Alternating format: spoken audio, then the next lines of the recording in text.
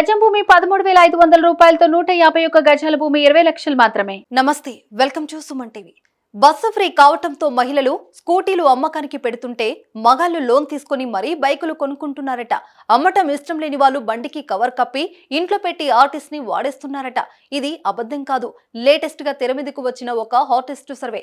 మహిళలకు బస్సులు ఫ్రీ అవడంతోనే మగాళ్లు వెనక్కి తగ్గిపోయారు. బస్టాండ్లో మహిళలు కుస్తీలు పడటం చూసి అనేక మంది మగాళ్లు మనసును మార్చుకుంటున్నారు. బస్ పాస్ కు ఇంకో 500 కలిపి ఈఎంఐలు పెట్టుకుంటే బైక్ కొనుక్కోవచ్చని డిసైడ్ అయిపోతున్నారు.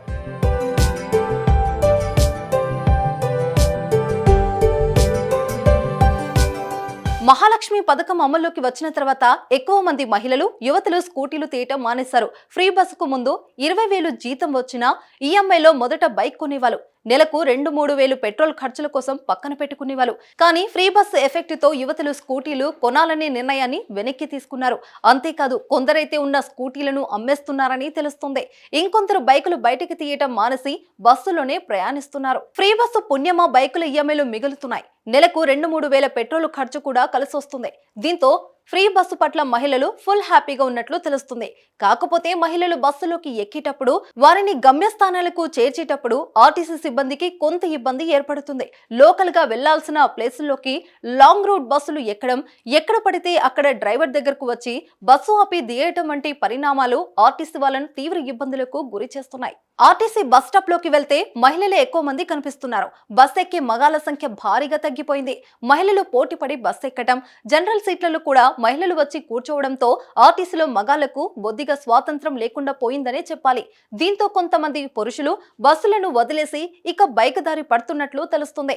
అప్పు చేసైన బైక్ కొని ఆఫీసులకు వెళ్లాలని నిర్ణయించుకున్నట్లు తెలుస్తుంది. మహాలక్ష్మి పథకం నిజంగా మహిళలకు బాగానే ఉపయోగపడుతుంది.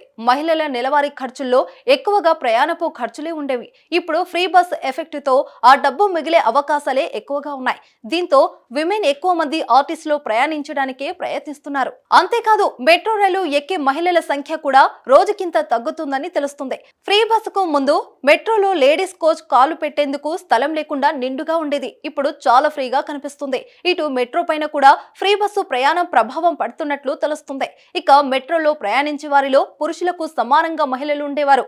కానీ ఇప్పుడు పురుషుల సంఖ్య పెరిగే మహిళల సంఖ్య తగ్గిందని తెలుస్తుంది.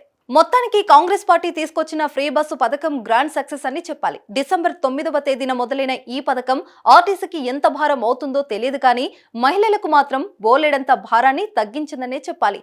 మరి మీరేమంటారు? ఉచిత బస్సు అవసరమేనా?